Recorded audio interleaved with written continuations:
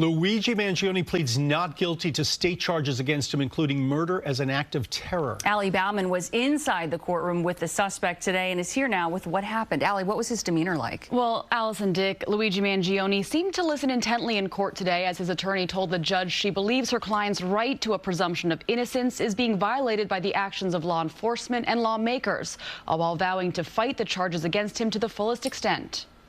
That plea, the only words we heard from Luigi Mangione at his arraignment on state charges, which include murder as an act of terror. The 26-year-old came in with a burgundy sweater, shackled and flanked by officers.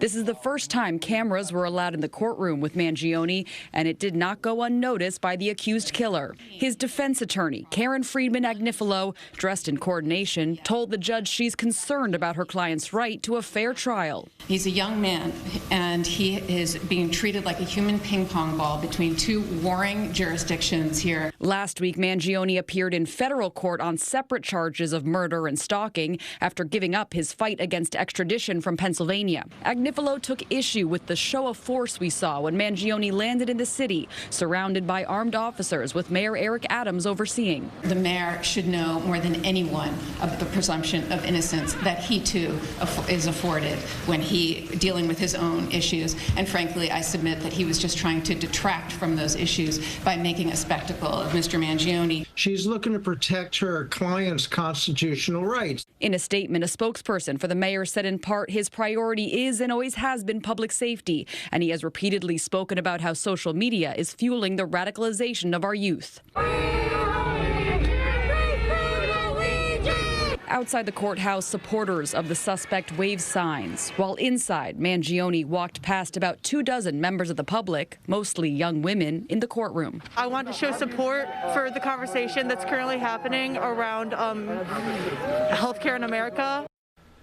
Now, Mangione's defense attorney also asked to expedite the discovery process, which prosecutors said includes thousands of hours of surveillance video.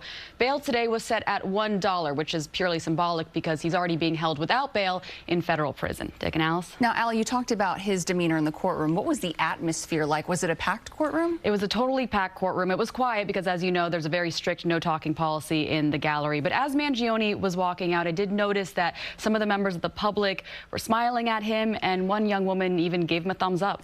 And you pointed out that at some point they're both wearing the same clothes. You asked the attorney about them wearing the matching outfits, oddly enough. Yeah, her office said it was purely coincidental. So just red is a popular color today, apparently. Apparently. Yes, we get that. All right. Thanks very much, Allie. Thanks, Allie. And we do have continuing coverage of the case on our website. You can find an explanation about the differences between the state and federal charges, plus a timeline of the case. That's all on CBSNewYork.com.